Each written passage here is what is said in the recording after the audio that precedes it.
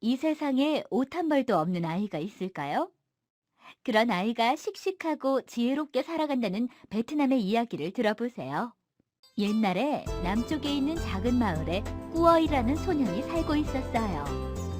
꾸어이는 오랫동안 마을 촌장의 집에서 살았어요. 아무리 덥고 추워도 소년은 몸에 걸칠 옷이 없었어요.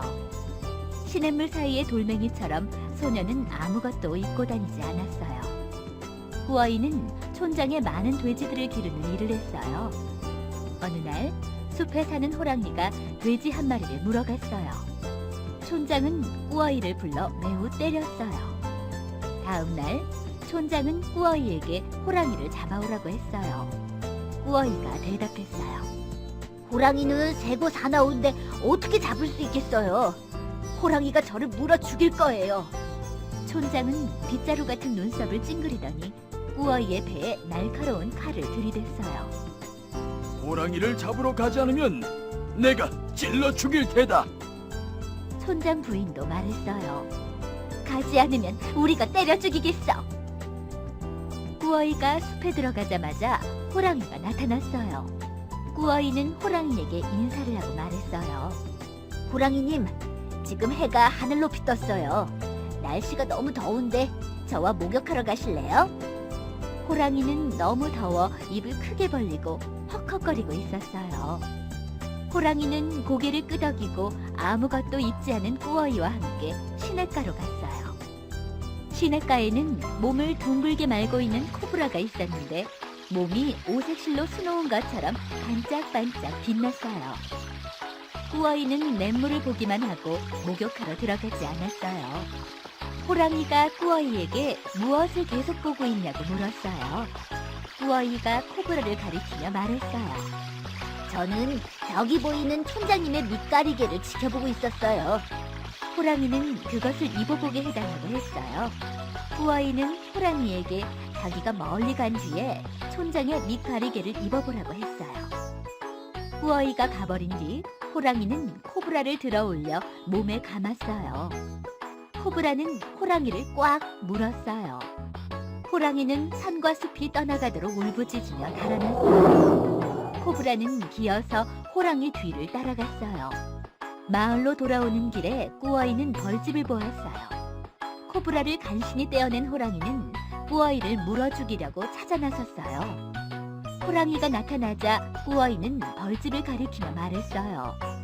호랑이님, 시끄럽게 하시면 안 돼요. 조용히 하고 촌장님의 종소리 들어보세요.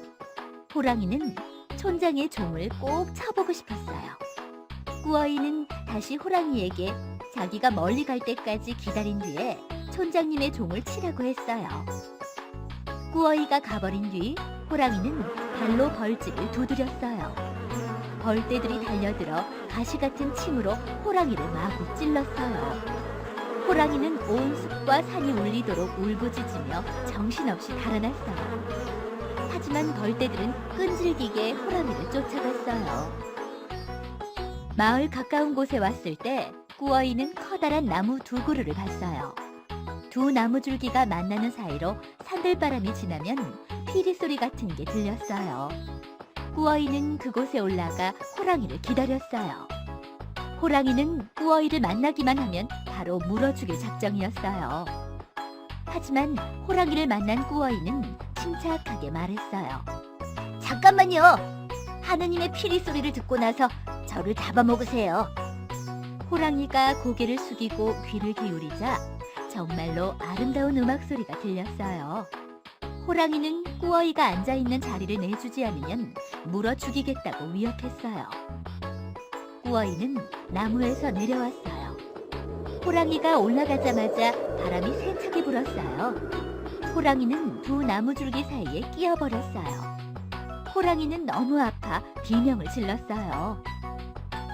아이고 아파. 이러다 죽겠네. 꾸어이는 서서 나무 사이에 낀 호랑이를 보고 기분이 좋아 마구 손뼉을 쳤어요. 마을 사람들이 호랑이의 비명과 꾸어이의 외침을 듣고 밧줄과 막대기를 갖고 달려왔어요. 빨간색 밑가리개를 한 흰 수염의 할아버지가 나무 위로 올라가 호랑이를 묶었어요. 사람들이 다 함께 호랑이를 메고 가서 촌장에게 바쳤어요. 촌장과 함께 사는 꾸어이는 하루하루가 힘들고 괴로웠어요. 촌장 식구들은 누구나 꾸어이를 괴롭히지 못해 안달이었어요. 흰 수염의 할아버지는 꾸어이에게 하늘로 올라가라고 말했어요.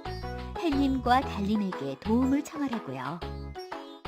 꾸어이가 보리수나무로 올라가자 갑자기 거센 바람이 나무를 휘감아 높이 날아오르게 했어요. 아무것도 입지 않은 꾸어이는 나무줄기를 꼭 껴안았어요.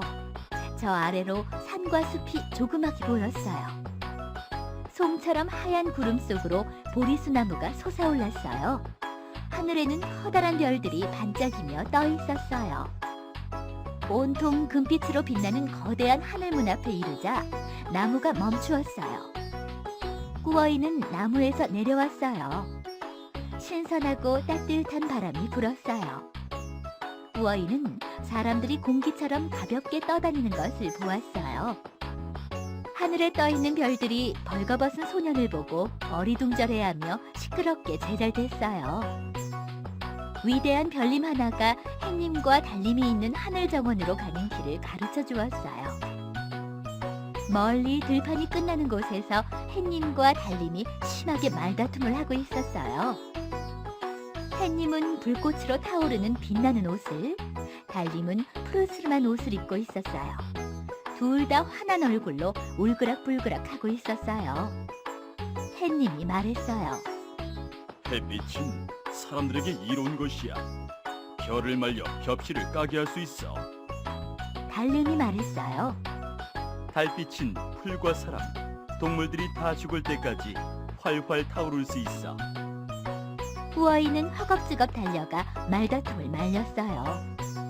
하루가 지난 뒤 달님은 마을 사람들이 햇님을 더 중요하게 여기는 게 또 셈이 났어요. 달님은 한밤중에 크게 불타올라 나무와 풀 그리고 마을 사람들의 곡식들을 시들게 했어요. 꾸어이는 매우 화가 나서 햇님과 달님의 손을 잡고 반대편으로 밀어냈어요. 하지만 달님은 계속 화를 내며 불타올랐어요. 사람들의 시끄러운 울음소리가 파도처럼 울려 퍼졌어요.